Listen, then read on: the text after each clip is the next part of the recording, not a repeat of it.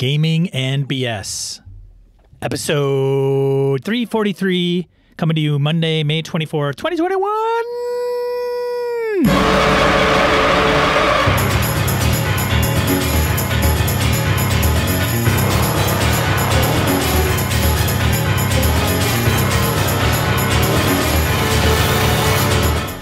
Welcome to Gaming and BS, Tabletop RPG Podcast. I'm Sean. And I'm Brett. Welcome to the show, folks. Welcome back. Glad y'all on board. All right, man. Oh, God. I'm all right, Brad. How are you? I've had a better Monday than you. My Monday was fine until the end of the day. So until the risotto. I wanted to Once get the risotto hit, it went bad. I started jogging. I don't want to say running. Even a jog is probably a stretch. Mm-hmm. You know, my 20-minute mile, splits. More of a brisk walk, really. More of a. I'm a speed walker. Look, I went downstairs, okay? I'm a cool-looking speed walker. There you go. And I left at the end of the day to go do that. And I came home, and then it was like walk dogs, and then I had to make dinner. And we get this home chef stuff, so I gotta. It's I don't want it to go too long before I make it, otherwise it goes bad. Mm-hmm. And it's fucking risotto, man. You're not a risotto cooking kind of guy, dude. I've made a few dinners of risotto. I am not a fan because first of all, it's like shrimp risotto, so I got a frying pan of shrimp. I've got a boiling pot of water because the pot of water. But is the end result okay? Is it just the process? It's okay, but I sweat more making that fucking dish than I did running 3 miles. I told the wife, I'm like, look, for all that is holy, if you have a choice, please don't order any more risotto dishes. Well, it makes you feel any better. I can't run yet. I can't run or jog because the impact is too much. Are you a runner though? Have you run before? I don't mind doing it. Yeah. I'll go for like short stints and whatever, but I prefer to ruck, like put gear, grab a bag, put 40 pounds of sand in it and carry that in a backpack. That's my preference. Can't do that yet either because of the weight, but I'm healing up. I'm healing up better. So it's all good. Rucking is no joke, man. Fuck that shit. No, it is not. Last time I did that, I think was a long time ago. And I was like, my buddy Lenny and I were talking. Yeah, no thanks. Fuck that shit. Lenny and I were talking over with Nick, my buddy ex-Army. And he said something about something in Korea, 20-some miles with full gear, body armor. I'm like, holy shit. I'm glad I never was in an infantry unit. Yeah, he's infantry. Anyways, so did you get a gaming? Let's talk about gaming because that's what we're here for. Gaming. Old man complaints. Yes. What'd you do? I game Delta Green on Tuesday. Cool. Yeah. First session of the new arc. Oh yeah, new character, new arc. Yes. 2013. We're in Mexico City investigating a mishap at a nightclub. Somebody got killed, like mauled. Okay. And then there's another element to the story, and I can't remember. Something about drug cartel, probably. Good. It was going good. I'm playing Gretchen. I can't remember Gretchen's last name. She's a computer nerd from MIT. Got a little like neurosis. Okay. So a little twitchy. Very awkward, an awkward individual. Okay. So playing her, and then that was it. So this Thursday is back to Forbidden Lands, and that's all I have to say about that. I think Star Wars. I don't know where that's at. Yeah, I mean, I know where it's at. I just don't know where it's going. Don't know what's going to go with it. Yeah, I had ran my first edition AD&D Forgotten Realms game for the kids. Had a really good time with that. They finished up the dungeon they were in. A lot of big brawls. We were supposed to have a Undermountain campaign, but Alpha had to cancel Thursday, but that was okay because then Friday was Horror on the Orient Express, Call of Cthulhu at Lenny's place, which was a blast. My guy is very armchair. I don't know if you recall, ages back there was a probably would have been a meme now, but at the time there were no such thing. This is back when the internet was new. There was the How to Survive or How to Run the Perfect Cthulhu Investigation. Oh. Where basically it was this British gentleman who sat back and people called him. You'd say, "Oh yes, it sounds like it's Mr. N." Mr. N. Like, no, don't explain the name. Don't read anything to me. Just yes, go do this. Go. Yes, I'll send you some guns. Oh yes, I'll take care of this. He was basically just the armchair investigator. Everybody else went crazy and died. But so I decided to take a page from that silly concept, and my guy doesn't. I'm very armchair through the whole thing. Other people are like, should we look at that? Yes, you should absolutely go. I will go to the library and look up some history books. And I shall do this and this and this. I do not. I purposely do not engage in very dangerous things because it's not him. It's kind of fun. Nick got a little frustrated with me. He's like, I can't believe you don't actually want to see these photographs I took of the horror. I'm like, no, I don't want to see that. I saw its effects on 2 of you. No, I believe you. That's plenty for me. I plan to hang on to this guy as long as I can just to see how long it goes before he dies. And then Saturday was the return of Greyhawk at my place. Everybody came over and we had it in person. It was a lot of fun. They wrapped up, speaking of wrapping up dungeons, they did the same thing there. Figured out a whole bunch of stuff. They found a very creative way to repair the magical pedestal that was keeping the Sphere of Annihilation in place. They haven't figured out all the different weird connections. They understand that there's something with the Lich, Mordenkainen, and some odd thing with the Sului's ancient empire. They haven't pulled it all together yet, but they're pretty sure that the Giants are going to just stomp the living fuck out of the Grand Duchy of Jeff if they don't do something about it. So they're trying to figure out what to do next. That's where we left that one. So it was pretty cool. I've got AJ's running, let's see, tomorrow he's running his 5e Midgard game for Alana and I. And then this Thursday, we should be back to Underbound, so that'll be good. That's what I got in front of me. So I actually wrote the doc group and said I'm going to withdraw. Completely? So they talked about playing in-game or in person. Oh, okay. In person. And you just don't want to do it. Well, I told them I'd get back to them. So I said, hey, I don't have any objections to it, but hey, I got other people to consider. So they were like, well, we can wear masks. We could spread out in Doc's basement. We can pipe people in if we need to, if somebody doesn't want to actually come over. Yeah. And I just like, if you're going to play in person, in my opinion, if they're going to want to play in person, now everybody's vaxxed. Okay. And so same here. Same on my group. The only caveat to my side is I've got somebody that's immunocompromised, and it's just not there yet. And so, comfort level. I hear you. Right. Yep. So I said it's just not the right time for me. So rather than have them go, well, we could do this, we could do that, I just said I will back out, and then when the time's right, I'll come back, ask, and if there's room, great. And they're like, why don't we just, so they run every week. They do, and I'm in alternating weeks with them.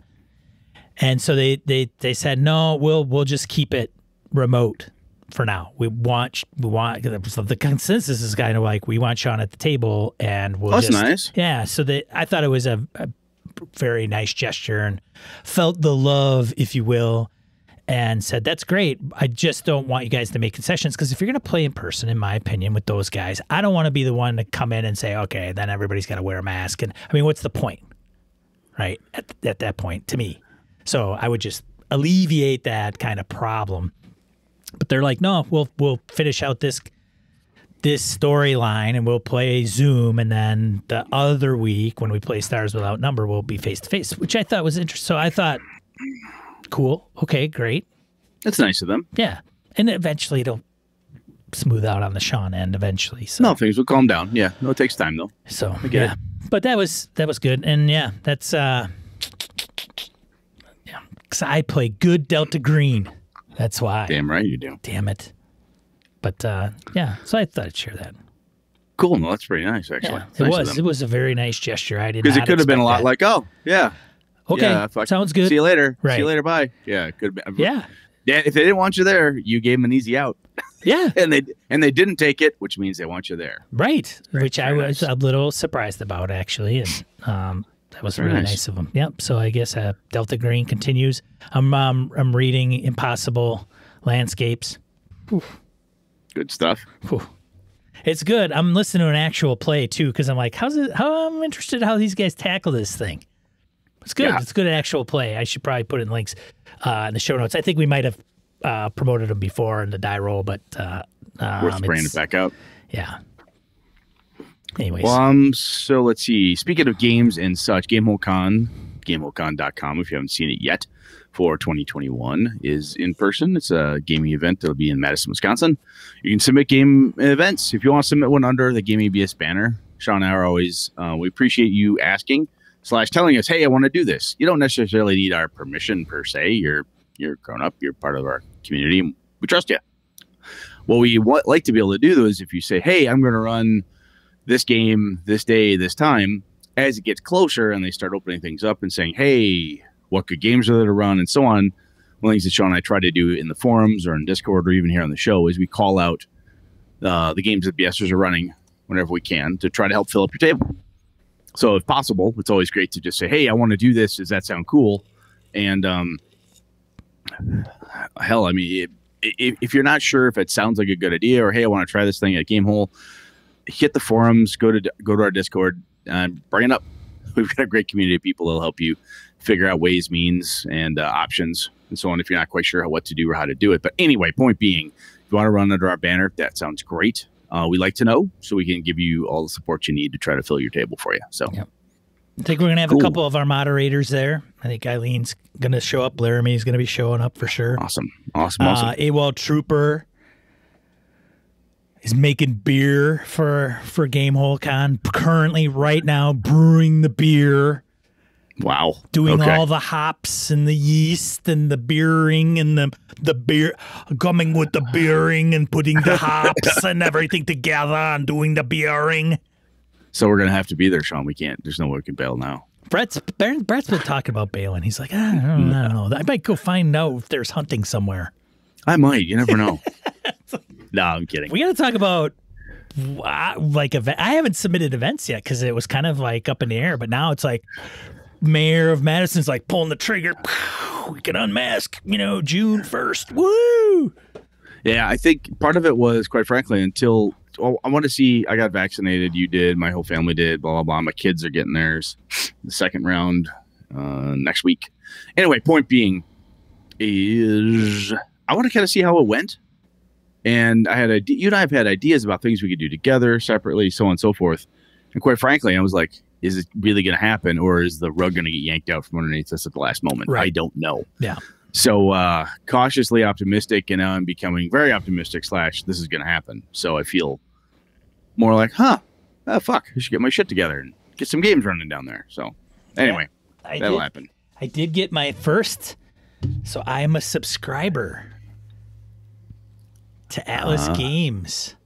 Did you? Okay. So Atlas Games, I might have mentioned this before, that they're like, hey, we're going to do this kind of like Paizo, right? Like we're going to do this for Feng Shui, where you can subscribe for, I don't know, $7 or $10 and you get the PDF, or you can pay 15 or whatever and you get or 17, you get the PDF and the print copy. And every month they're going to send you a Feng Shui adventure. Oh, nice. Like, yeah, check it out, man. I haven't run the damn game, but it's nice to get a little something in the mail other than a bill. Yeah. You with me, Brett?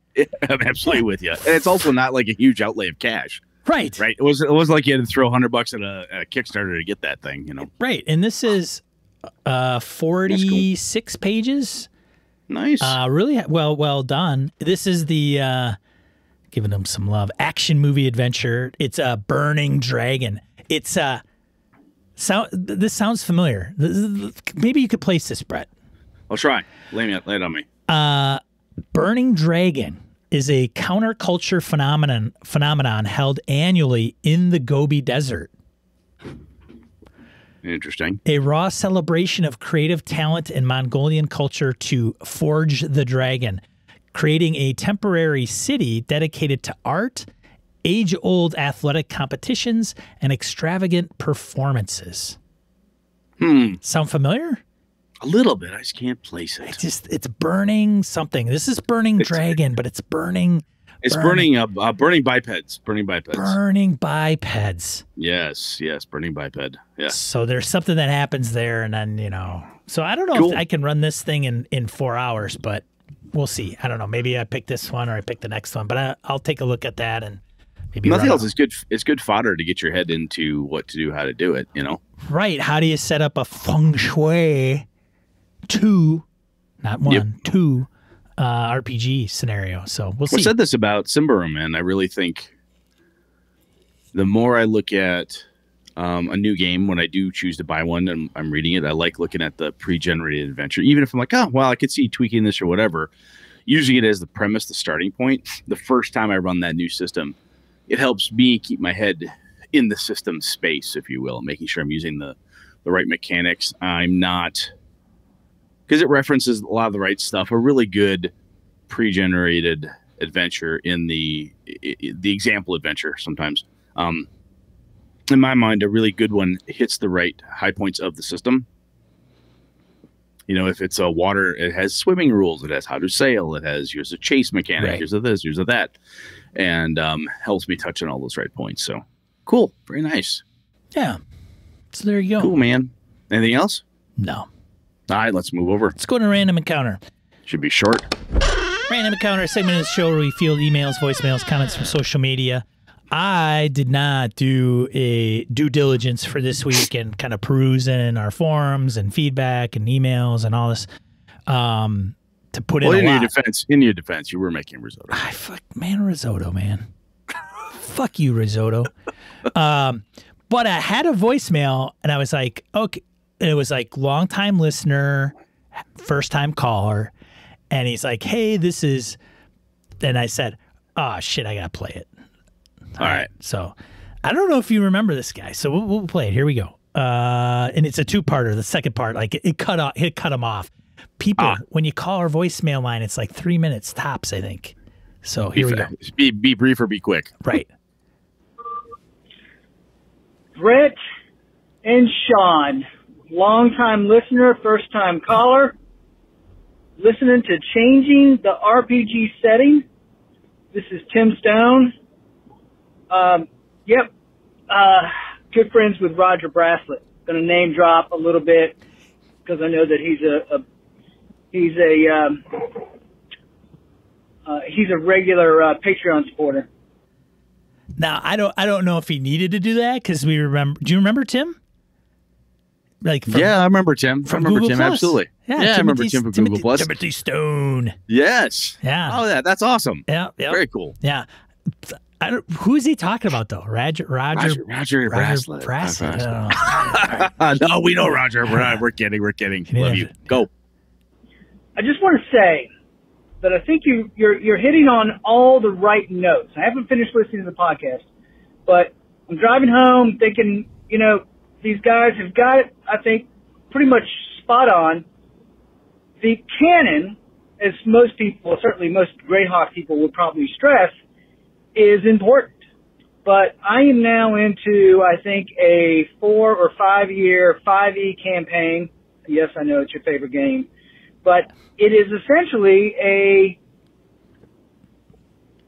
it's based in Greyhawk. I started the campaign off running a few one-shots with beer and pretzels, local neighbors. Now we're into 5 years. Some players from work have kind of joined and come, and it's essentially then we did the entire Temple of Elemental Evil. And now we're ranging all across Verluna, Farundi. I've got them underneath the Rift Canyon, and none of this is canon. And I think I want to stress I kind of blogged about this in the April A to Z this year for 2021. It's the first time I returned after a while. And I have to tell you, I stress this in my blog posts about that, is the RPGs, the game rules, the whole idea of role-playing games themselves, and certainly what I think Gary was trying to stress, was the rules are about the friction. The dice are about the friction on the creativity that is part of the setting that they put out. I don't think Gary or Dave or any of these people wanted us to live their games. They wanted to say, hey, here's the Kingdom of Jeff or the Duchy of Jeff. I forgot where you're playing, Brett, but you know, these are the allies. These are the major players, but the player characters and the people around your table are directly interacting with them, and it's changing the world at your table, not in everybody's shared canon. And I think that that's a great aspect. Sorry I droned on for a little while, but hey, I got cut off. I just wanted to say at the very end, I think you're hitting all the right notes. Great show. Like I said, long-time listener, first-time caller. Say hello to Roger for me, and keep on podcasting. So that ending abruption probably threw him off, it sounds like. Probably did. Yeah. Tim, thanks, man. Good to hear from you. Yeah, it is. I hope he's doing all right. Yeah. No, so. And I think that's really cool. And there's a piece that Tim brought out there that we didn't talk about, but if he's got a 5-year campaign going, right? If you have a long-term something happening, unless you're, I mean, even if you're running Rime of the Frost Maiden or a published something that's a big multi-year, takes you a really long time in real life, you're going to move and shake, and the things in that setting are going to get twisted around based on the activity that you do, right? And depending what he's doing, yeah, my guys in the Grand Duchy of Jeff, there's, as I said at the top here, there's potential for the Giants to come in, and they're really worried about that. And turns out that the Duke has, through basically, a few horrible mistakes at just the wrong time, alienated a bunch of his allies and so forth. There's something else going on. It's going to get messy, and they got to figure out, are they going to get involved? Are they going to sit back and potentially watch against the Giants unfold in front of them, or are they going to do something about it, right? So it all depends what's going to happen from there. I don't know. We'll see what they do. But, yeah, you're dead right there, Tim. I like that approach, especially if you're doing big stuff, big campaigns. Don't feel that, if you're running Curse of Strahd or whatever it is you're doing in that game, is effective. It's impacting big time that realm. It really is. So that's good stuff. Good points, man. It's good to hear from you, Tim. I'm glad thank you for listening, and thanks for calling in. Appreciate it. And, 5e is a fine game. It's a fine game. Damn fine game. I'm playing it tomorrow. It's a damn fine game. Yep. All right. You said with an eye roll on the side. I like it. There we go. Let's get in the main topic. Let's do it. Let's move on.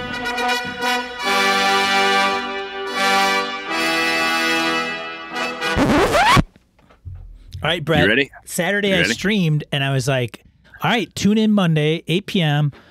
Central Time on Twitch, or, subscribe to the podcast. We're going to be talking about, the subject is balancing expectations.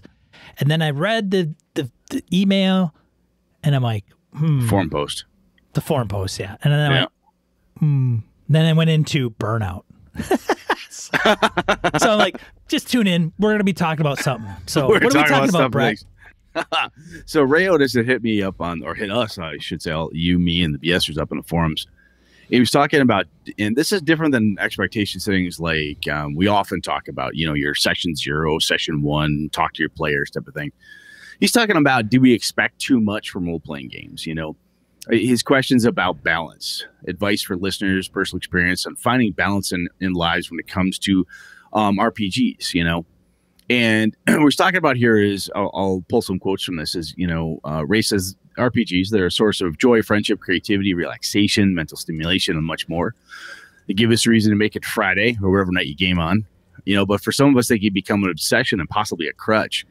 We can spend too much time dreaming about the perfect campaign, trading thoughts online with gamer friends during work hours, or doing that instead of cleaning the house, or the dogs need to be walked. Despite constantly looking to RPGs to entertain us, even they fail sometimes, right? There are days for most of us when it's hard to see the point I feel like that right now because I'm struggling with my depression this week, he said. And I've certainly spent time trying to distract myself with RPGs when I honestly should have been doing other things, throwing myself into my job, exercising, or just sitting for a few minutes outside in the sun instead of holed up in my home office or guest bedroom. It's around the balance, you know. And I think it's interesting because Sean and I have talked about this off the mics a bunch, and sometimes with other listeners and friends of ours, is another potential title for the show could be, you know, how serious, you know, why so serious? Almost like the old Joker quote, right? Because I think sometimes you see some of the raw, nasty vitriol that people will post on Twitter and other online, you know, any social media area about how terrible. Oh, I know I know, Sean, you've never seen such thing. What? Twitter is all about roses and freaking rainbows. It is and unicorn farts, man. Mostly unicorns. Yes, mostly unicorns. But you can. It's very easy to get caught up, and we've talked about this a little bit on the show before too. It's very easy to get caught up in like negativity or even sometimes positivity, where someone's like, "Hey, man, this is a really cool idea," and Matt Colville has God knows how many different videos on how to make a really cool game or a really neat campaign. Brett and Sean have got 343 episodes now of stuff, ideas, and things. And sometimes we will get ourselves wrapped up in expecting that, okay, this is going to be that perfect RPG session. This one is going to be it's going to have a serious tone. There will be no dick jokes. I don't care what it takes. I'm going to stomp that out, you know, or, you know, I'm going to run a horror game and I'm positive it'll be great. I've done all this stuff. And it's kind of it almost goes to the practice piece in a way that we've talked about before, Sean. But I think there are some times when we can put a lot of effort and energy into RPGs, and we'll end up disappointed, you know, or we're like, man, that game, it just didn't go the way I wanted it to, right? So I think about your Ravenloft game. You know, you put a lot of effort and energy into it. Excuse me. And it didn't turn out the way you had hoped it would when it got going. You're like, God damn it, you know. And that was a bit of expectation between you and players. But even so, there was, and I've had this personally, where I put a lot of oomph into something like, yeah, this is going to be, I put a lot of thought and effort into my Warhammer first edition RPG I ran a while back. And I ended up getting in a damn near yelling match with one of my gamers at the table. I've known these guys for 30 years, you know. But it was like, dude, I put all this thought and energy into it. What the fuck? You know, I never would have dreamed that somebody would have not liked it so much, right? That they would have made it difficult for me, especially a good friend of mine. I ran a game at Gamehole Con 2 years ago. I'm like, hey, I was a really cool Avalon idea. This will be great. It'll be a fun time. And it was a dud from my perspective. The players like, no, that was kind of fun. Yeah, it was kind of linear, blah, blah, blah. But they were good guys and they had a good time playing with me. And they played with me before. So we had fun and figured it out. But it was a terrible campaign idea. I look back and I'm like, oh my God, if I'm going to do this, I gotta put some more meat on this bone. Good God. And I had this, so I guess what I'm saying is that sometimes we hold RPGs in this, you know, we put a lot of effort and energy into it. Sometimes I think we almost look for too much, almost like we're looking for perfection, or we're looking for this wonderful, wonderful thing to occur, you know, because we talk about being a beautiful art form and all this cool shit we can do. And sometimes it turns out that it's you and your best friends and you're sitting down there gaming and Ange goes, oh my God, that reminds me of this movie. And you derail for half hour talking about movies. I've gamed with Ange before. It's not like we've derailed talking about movies, but it can happen, you know. And does this ring a bell to you, Sean? What do you think about this? You're smiling here as I talk. But do you know what I name my game groups? What ones? Good, bad, and ugly. I usually name them like best RPG group ever. Best campaign ever. Yeah. So expectation-wise, I mean, you know, I set the bar at an average level. best possible. That's always at all times. Do you run into this ever? Apart from because because I think part of it can lead to some burnout stuff, right? When you're like, look, I'm trying to run this series called Cthulhu game, and this group, and then we start talking about, what is it, the group? Is it me? Do I go find another group of people? And sometimes it's almost, you feel like an opium addict. You're just chasing the dragon. Like, where's the next? I'm looking for this particular high. How exactly do I find it? It can be daunting, and sometimes something as silly as a game, right? It's supposed to be fun, and sometimes we get this note in our head that I'm not going to have any fun unless the fun is exactly this way. You know what I mean? It's an adulting thing too, I think, too, right? Like, kids are, man, you could throw anything and be kids and they would just not get caught up with all the bullshit that some of us do as adults. Like, seriously, we do get a little pedantic on our end, I think, at times. And so just a second, your buddy who threw his books in the snow, that was in high school, right? Just to be clear. It was. So, but I'm just saying, it can be an all ages thing too. True. I do think, though, as we get older, the standards tend to be a little bit. I mean, there's stuff that wouldn't fly when we were, as adults, that we didn't care about when we were 13. It's just absolutely is, right? So, but whatever. And yes, I've experienced this. And yes, it also goes to the flip side where it's like, I'll give this a shot. We'll see where it goes. Forbidden Lands was like that. We kind of started out, and I didn't, I read the rules and I read the lore, and I, got some guys together, and I'm like, well, we'll see how this goes. I mean, maybe it's like 4-session arc, the guys are loving it. They look forward to playing. It puts, fuel in the tank. I've got some sights we're going to throw at them. And then, so it goes from... You are raving about that game to me. Yeah, it's as long as I've known you, man, this is one of the games that you've been the most excited about in our 6 years of doing this. Yeah, it's you're wicked happy about this game. It's a good game. It's triggering a few things for me in a positive manner for a variety of reasons. Some of which even aren't the game. It could be just the group and the guys too. So, yeah, it is. Ray hit this on the head, and I think Ray's doing a reality check, and he's kind of putting things in perspective, because when I read this, and I thought to myself, screw off, Otis. Just kidding, Ray. But it's true. That's what we buy another game. We run another scenario. We think the next one is always going to be maybe better or different in a better way, in a more positive manner, And it's like, sometimes I think, me personally, I think I got to step down and kind of go, come on, like, have fun, enjoy it. Don't get too crazy. I don't have to have Michelangelo's David every time I play. Well, right? I do. It does have to be a master. Well, I know you do. Problem, Brad. I think I do. You do? You just can't help yourself. You're just constantly cranking out masterpieces. These poor chumps just don't understand you. There's some, on a different note, though. On a different note, I think part of it is that doing a podcast, I think sometimes that can create an additional pressure. Strangely enough, right? So no, absolutely. It's like we're talking about this 300 episodes. We're armchair quarterbacks. We're the experts. We're the sportscasters of RPGs, if you will.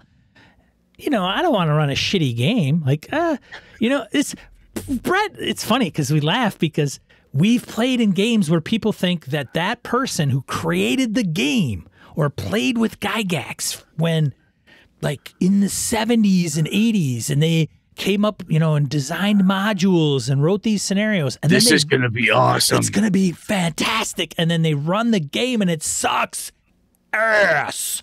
Yeah, it's really bad.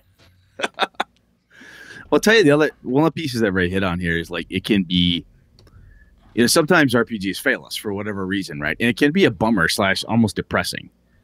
And depending what's going on in your life, that it can be, listening to RPG podcasts and playing games can be this wonderful escape, right? I know there are people out there who've had way worse, medical issues than I've had. My stupid neck problem. I went and had surgery, couldn't lift more than 10 pounds for months on end. That's a fucking depressing. As funny as it sounds, my poor wife had to shovel the driveway. Ha ha ha, Susan, I don't have to shovel the driveway. It sucks to watch my wife shovel the goddamn driveway and mow the lawn, and I can't do it because I can't take the pain. It's not good.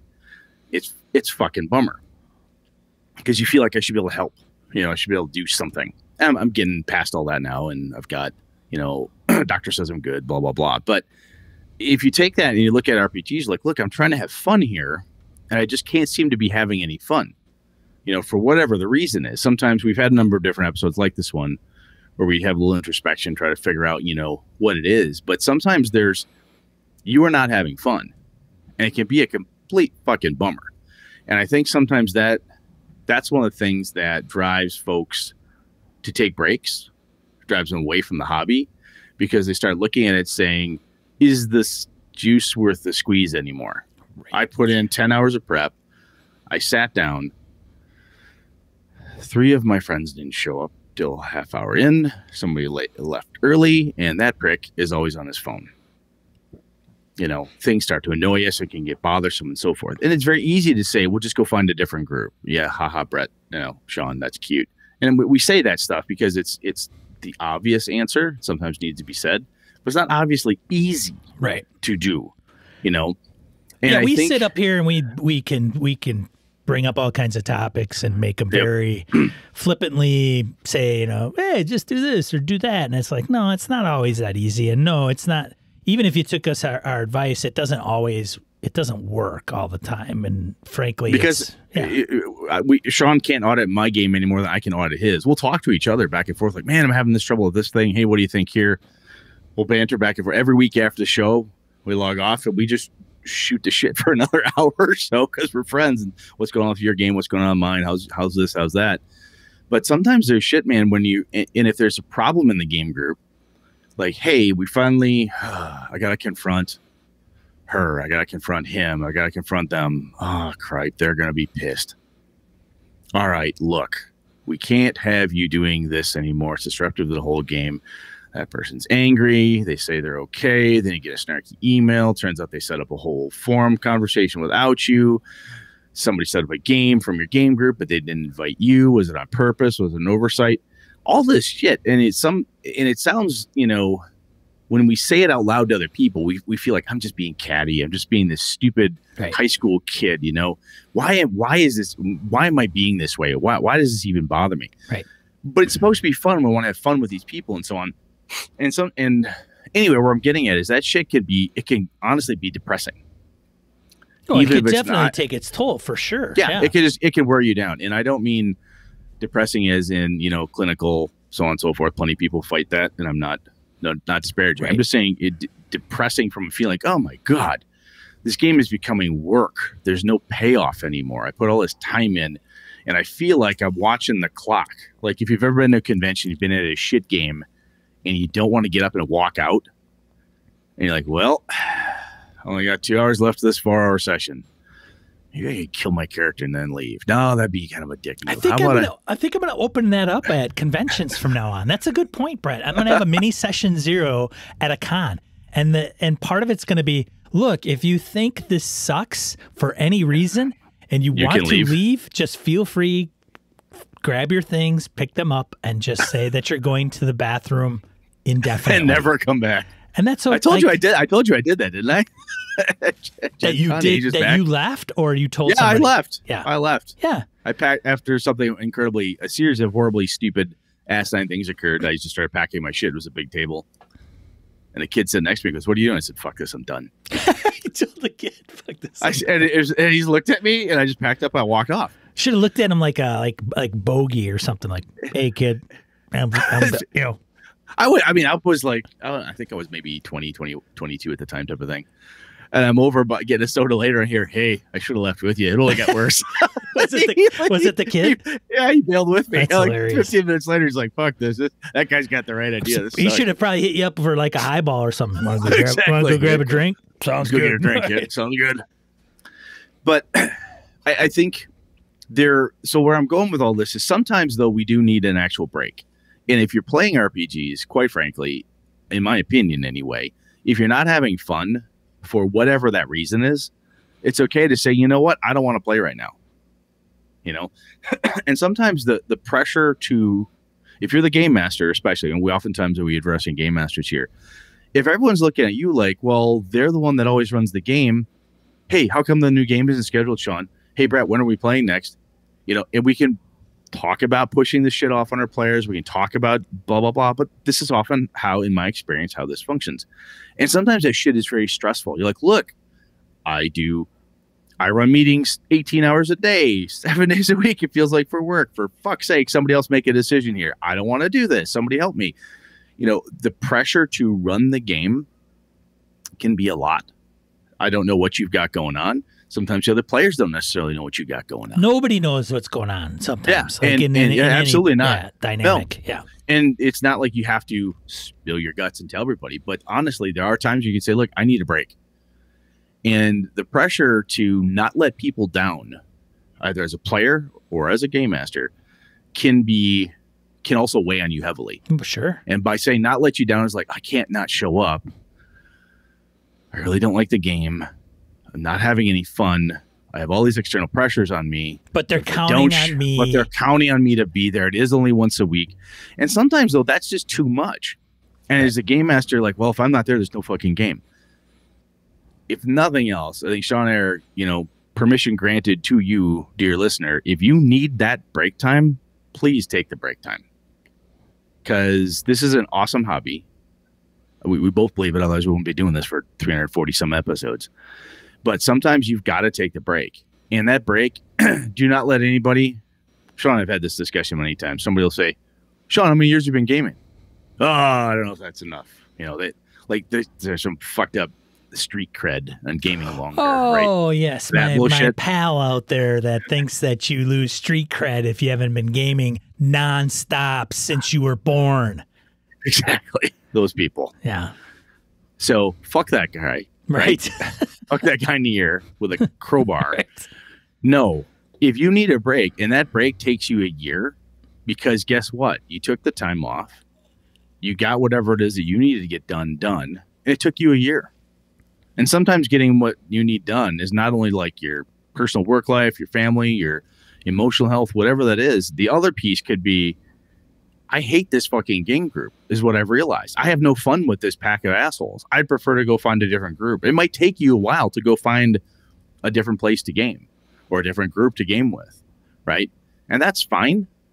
You know, all that stuff. I know I'm not trying to preach at you here, but I think sometimes we all need to take that moment and say, are we really having a good time with this? Is it a lot of work? Am I getting anything out of it? Because at the end of the day, it's about having fun, right, Sean?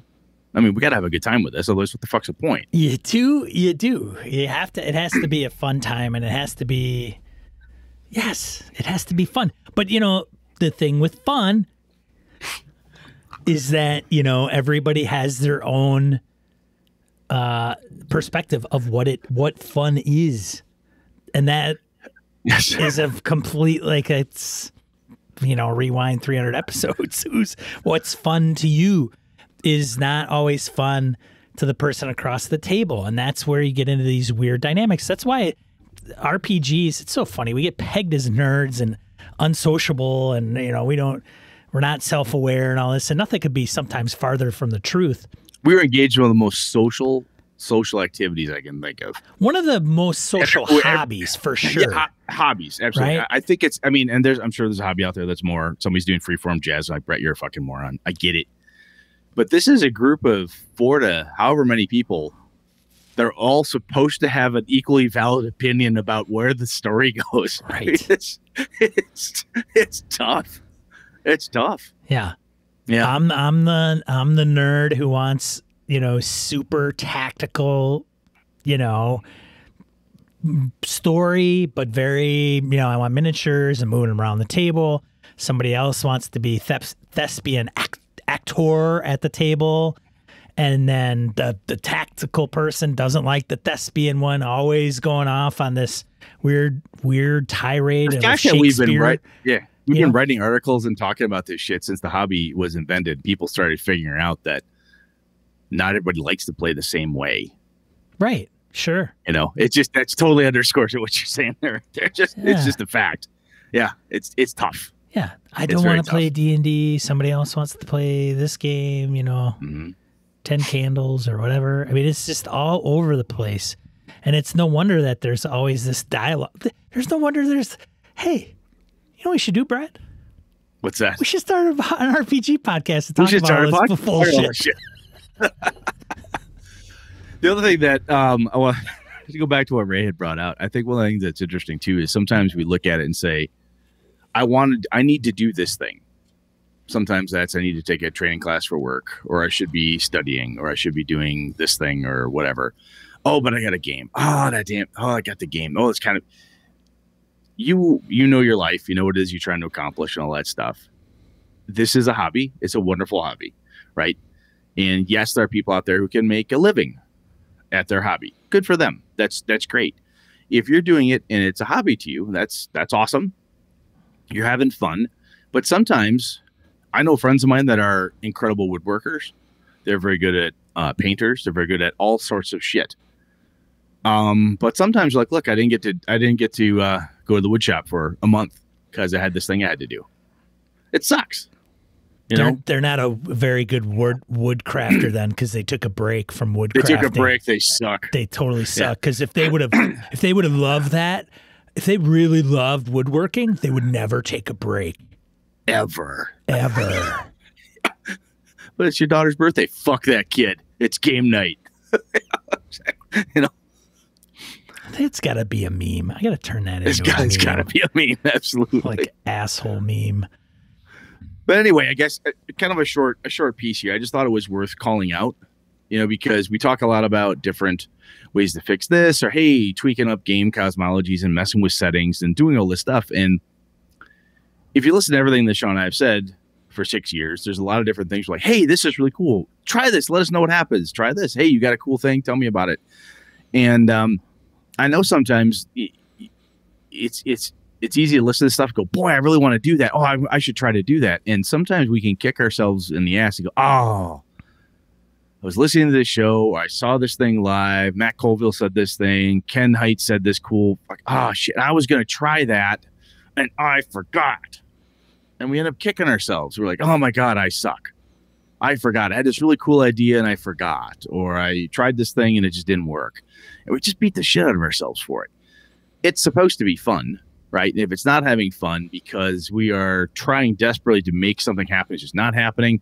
You got to walk away from that. And sometimes that means, anybody want to play board games tonight? Right. Your game group is still together. You're board gaming.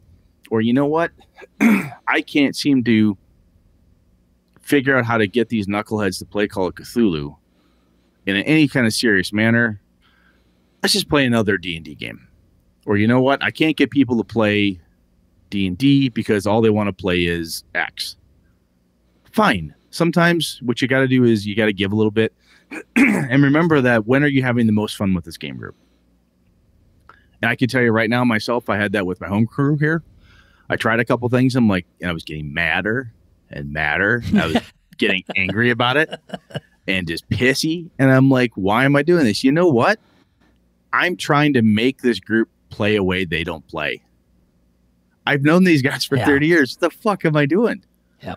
Instead of trying to sneak them and, I can manipulate this. What am I doing? Just talk to them. Yep. I'm a 40-some-year-old person. Why am I not just talking to these people? Hey, guess what? When I did that, it worked. And sometimes we have those moments where we figure it out. Oh, thank God. Here's the answer, whatever. But at times, man, you got to take a break. You just got to walk away for a bit. And don't let your hobby, no matter what it is, I guess, just life advice for whatever it's worth from Brett is don't let your hobby fuck up serious shit in your life. Except for Sean, because I don't care about his life. Well, Sean, how many times have we over the years, like, why do we record when we record? Well, because you got stuff you're doing with your wife on Sunday. I got stuff with my kids. We pick dates and times, and we make sure that the important stuff is taken care of.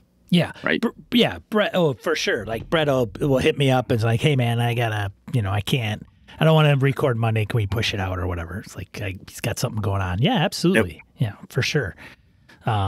Because this is something we enjoy, I think, but it's not, there's other priorities for sure that can come up in life.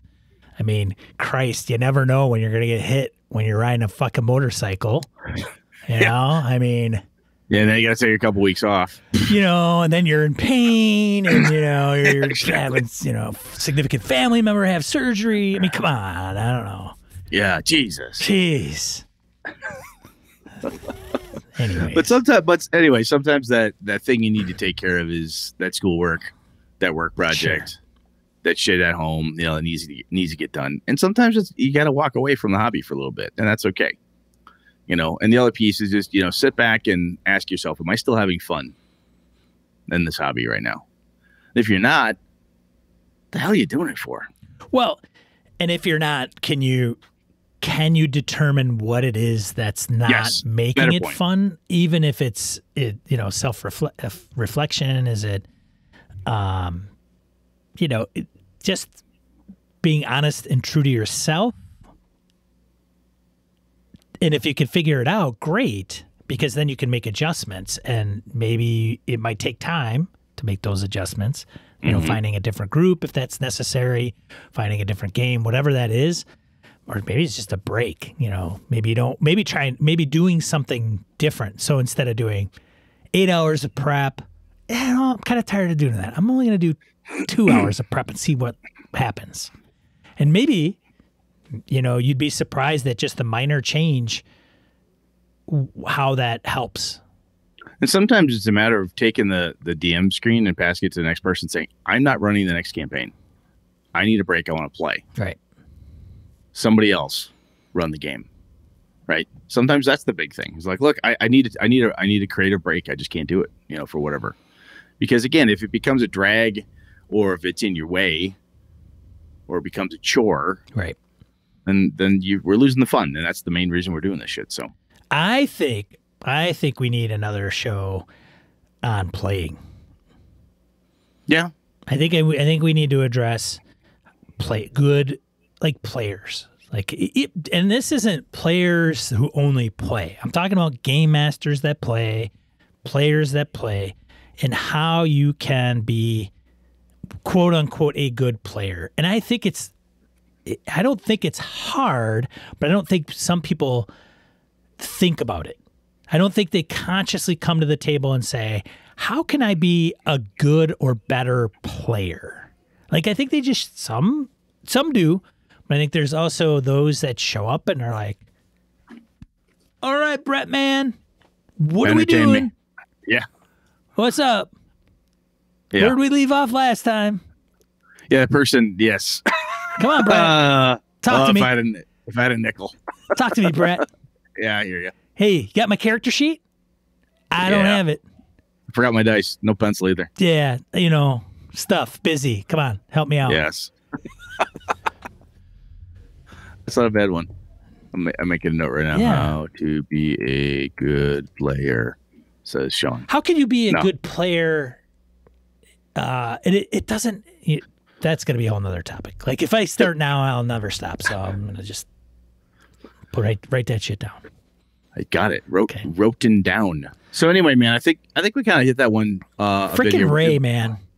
It's a good thing to think about. It is. It was a good topic, and it's kind of one of those pieces that's not a little reflective, a little introspective, and sometimes it's that shit you got to do periodically, as we've talked about before. Here is you can't be on fire all the time, and you can't be you're gonna have your ups, you're gonna have your downs, and that's okay.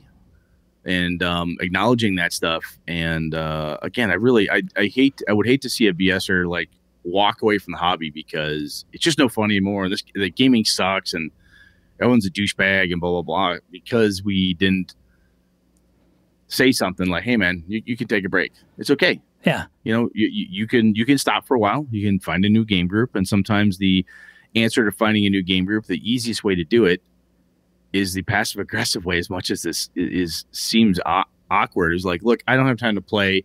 I'm just going to bail.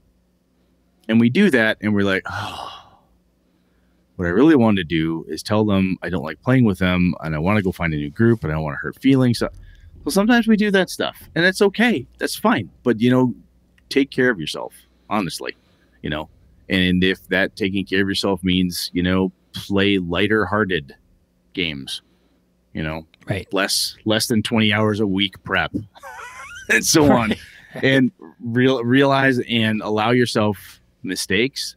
And remember, not every game other than Sean, because he's Sean, not everybody else cranks out, Michelangelo's David every session. It just doesn't happen. Other than Sean, of course. My chisel is sharp. My hammer someday strikes true. Someday I'll be Sean. Someday. I took a year off. Like, that's true. Besides the long 10 years, but I was in part of a group that was going for a long time. It was the Star Wars group that I had GM'd for a while, and we just kept going. It was, I want to say like 6 years, maybe 4 years. I don't know. But I just said, hey, I'm kind of done. Like, kill my character.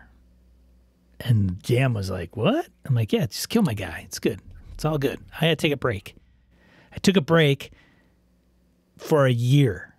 Didn't play any role-playing games. And I'm like, shit, I want to play now. Like, I got to get going. This is Pathfinder Society years. I'm like, went back to the group. They were kind of lukewarm at best about me coming back. And I'm like, all right, let's see, how am I going to do this? I posted a flyer up in a local game store and got 4 consistent people showing up every week or every other week to play Pathfinder Society at the time, and one of them was Doc. And there you go, still gaming with Doc. Still gaming with Doc. Shit, man, I've been with Doc in the group, and that's changed and morphed over time, but it's been like freaking probably 6 years. And it's been longer than that too. You knew him before you knew me. Brett. Yep. Yeah, I met him through that, and my buddy Joe showed up, and then Doc was like, hey, guys have any objections to like taking this to somebody's house? And everybody's like, I don't know, maybe. Whose house? He's like, I'll host. Boom. There you go. And so, do you want to share, or do you remember why you needed the break? I was. You don't have to. No, there wasn't any weird dynamic necessarily. The guys. As a matter of fact, 2 of the guys showed up to Gamehole Con, and I hung out with them for a little while. Mark, a buddy of mine, Mark, was running a homebrew D&D, maybe Pathfinder rules. I don't know. It had to have been probably Pathfinder. I don't even know if 5e was out at that point. His homebrew, it was going, and it was one of those where it was like a campaign that was just going on and on and on and on and on.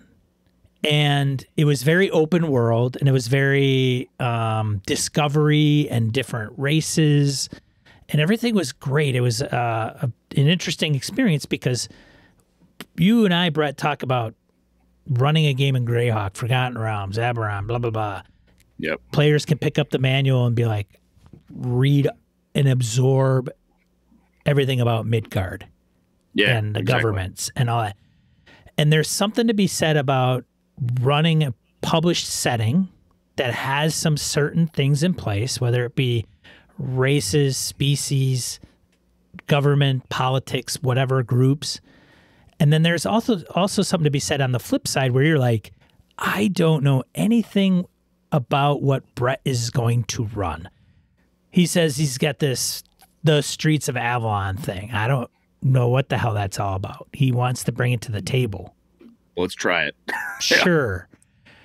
And part of that for some people is it's fun. I had a really good time starting out, but as it progressed and progressed, I was like, I don't know where this is going.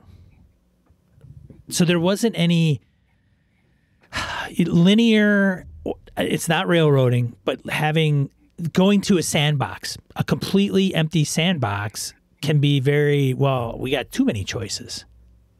Yeah, there's a thing about, like, this is kind of a different topic in a way, but I mean, I think what I'm hearing you say is like, look, you have, if nothing else, you like a beginning, middle, end, some kind of structure. Like, hey, there's a point, there's a goal, there's a quest, there's a thing. I'd like to think that my character, much like many things, has maybe some weird inherent goals, and whether that is I want to rescue somebody or build a stronghold and retire, or kill monsters, take their loot, whatever that is for you, great. But but you're not sure if that's ever going to happen, you're kind of like, Yeah, I'm kind of working on a goal here, but I don't ever seem to get a chance to do the goal. Yeah, no, I get it. Yeah, it Sometimes was a great campaign, Mark. I mean, the amount of effort he put into it. I mean, he really did a top-notch job, and it was all quality all the time. He always had good plot hooks and everything, but it was very open, and I'm like, okay. Well, I mean, for whatever reason, I mean, I hear that and I go, wow, that sounds kind of cool. Right. However, is that what you want to do long-term forever? Or is this, I get it. I get that. It was a long time ago, and there wasn't any, I can't stand playing with that one guy. Or it was, this world sucks, or the adventures, or I'll tell you, man, the master doesn't know the rules. It was just hey, you know what? I think it's time for Treelorn Greenhaven. What's that great name? Treelorn Greenhaven Ranger. It's time for him to go. I think I'm willing to bet, man, that if you went now and sat down to play that similar campaign, you probably would ask different questions up front. Because I know I'm a different / I hope better gamer than I was, 20 years ago. And I think now when I set up a campaign, even with my home group, or when I run it for somebody else, I'm cognizant of, things need to end, because without an ending, there's no meaning in a way, from like a story perspective. I don't know how these guys that say, I've run D&D for 20 years, the same campaign for 20 years. Like, I have to understand what that looks like. Because to me, it would be like,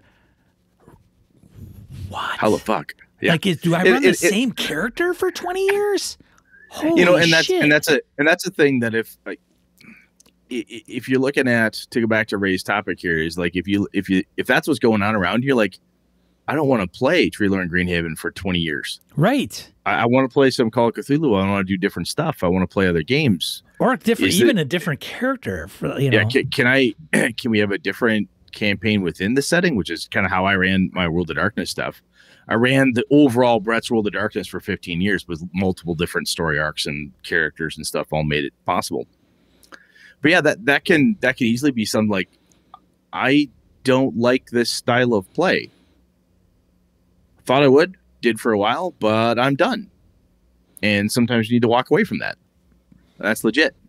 Because I think if you don't do that, then sometimes it's like, part of the hobby is, getting all these different itches scratched. Oh, I could try this. I could do that. There's just all this cool shit to do.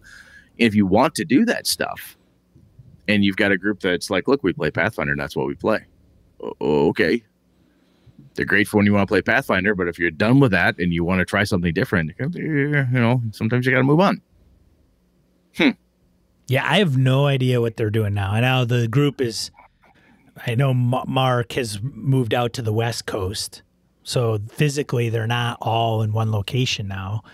I think they're probably still gaming. I think, and I don't know what. Like, I don't know if they're just running 5e. And I know that campaign had stopped, and then I think they were going to try something else. But so it isn't like consistently going ever since I left.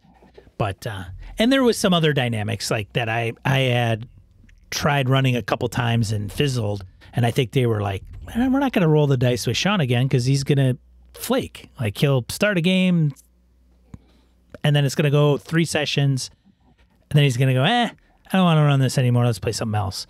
And they, that's, you just can't do that all the time unless you're with people that are like, cool, I don't care. But most of the times there is some type of consistency, like, hey, I want to show up and play X amount of sessions or X amount of times. Then we're good with changing. Yeah, and if there's a beginning, middle, and end, that's great. But I don't want the end to just randomly hit me. Right. And I want the end to be Sean's bored or Brett's sick of this. Let's play Star Wars. What? Right. Yeah. So I take full accountability for that component. I don't hold that against them in anything, but I was a little disappointed, of course, not to be like, yeah, come on back, man, it'd be cool. And like, yeah, I'm like, okay, sounds like you guys have moved on. That's cool. I will just go over here. And I'll go do my own thing somewhere else. Yeah, I really wanted to, at one of the Gamehole cons, I was trying to get a Star Wars Living Force reunion going. And to try to, I don't think I think I might have had maybe hard copies of one or two of their characters and try to get them all at Gamehole Con and actually in a private session run Star Wars with their same characters. We ended up meeting up for dinner and that was kind of it.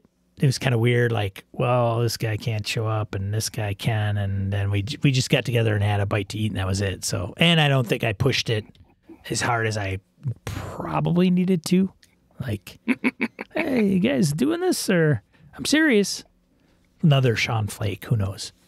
Who knows? Who knows? It's back in the day. Anyways. Cool, man. I think we beat this one a bit here. We could probably wrap it. You good? Yeah, I'm good. Ray, if we missed the point here, man, let us know. And if anybody else thoughts, input, as we always like to hear from you all. So please let us know. And we'll move on. So die roll? Yeah, I know I got one. Well, and I'll put the I think it's Black Project in there. Ah, cool. Die roll, 2d4 miscellaneous points, gaming and geekery we want to bring and share with you. Akadoken pointed out a Tales from the Loop and Simba Room bundle of holding. So I've got a link in the old show notes for that. So Sean and I have been talking about that for a while. And speaking of Free League and so on, it dawned on me, I was talking to Sean about topics and stuff. We have not done a dive into Forbidden Lands since you've been running. So we're going to have to get that as a topic as well because you're having such a damn good time with it. So I'm going to shuffle some things around and we'll talk about that. That sounds like a plan. That's a good bundle. Like I was kind of like, I think I've seen either a Tales from the Loop or a Simba Room, but I was like, I don't know, because I'll probably, if I get the hard copies, I'll get the PDFs for free. And I looked at it, I'm like, and I have Tales from the Loop, but it's got some good Simba Room books in there. And I'm like, and the thing here is, we talked about when I talked about the Simba Room game, it's a different mechanics, it's a different engine than Tales from the Loop. So it's not like if you got Tales from the Loop and a Simba Room bundle, you're like, oh, I basically got two games that run on the same engine. That's not true. They're two different games, mechanically speaking, and setting and blah, blah, blah. But anyway, the mechanics are different in each one. Right. Cool, man. And then the one I was going to put out there is the Black Project Gaming actual plays. So they are running, I tuned into them because they're running Impossible Landscapes, the campaign arc for Delta Green, which is pretty good. I'm really impressed with them. I thought I gave them a shot on a prior Delta Green AP that to me didn't keep my attention as long or as good as this one. And I think that was, they probably ran it quite up. And they've got like 3 ones. I think 3 of them. One is Curse of Strahd LA or something. Hold on a second. It's hold on. I'll tell you in a second. I got it right up in front of me. Barovia, I think it's called Barovia, California. Huh. So they run Curse of Strahd in like modern day LA. Interesting. I've not listened to that one, but it's, and I think the Delta Green one that I listened to was years ago, and the overall audio quality and some of the stuff that they're running in this latest one is really top notch. So very cool. Awesome, man. Yeah. I think that's it. That's it, huh? Yeah, that's it. What are you talking about next week? We were going to talk about streaming and recording RPGs, because I know you've got some, you've been doing more streaming. You and I have both recorded RPG sessions a couple times, and I think there's some thoughts around, not only the how to do it, how to make it sound good type of thing, but I think there are some impacts, like Brett, as player or game master, knowing that this is going to an audience is a different feeling and perhaps sometimes a different performance than there is if it's just you and your friends type of thing. And some things carry over better in certain environments than others. So that's kind of what I'm thinking of chatting through here. So. Yeah, that's the angle I was going for too, is like not so much here are the things you need, to keep in consideration. But, there's some folks that are like not professional streamers. So when they stream and I say, hey, Brett, introduce yourself. Any plugs? It's, okay. I don't have anything to plug, right? So some of the things some people could be aware of if they're a player or game master and they're streaming, and some of the things that you might want to tweak. Mm-hmm. Yep, exactly. In your play. Cool, man. All right. Well, hey, thanks everybody for showing up live during this taping of episode 343. We stream. We use actual tape too. It's pretty cool. Yeah, duh. Actually, mostly masking. Reel to reel, baby. Reel to reel, yes. Here on Twitch.tv, 8 p.m. Central Time. Otherwise, you could, if you see this on YouTube, give us a like or subscribe. And then, obviously, the flagship show at your podcatcher of choice. Just do a search for Gaming NBS, and you can download it. We would really appreciate it. Otherwise, that's it, man. For Gaming NBS, I'm Sean. And I'm Brett. Good night, good game and all. This has been a Litterbox Studio production.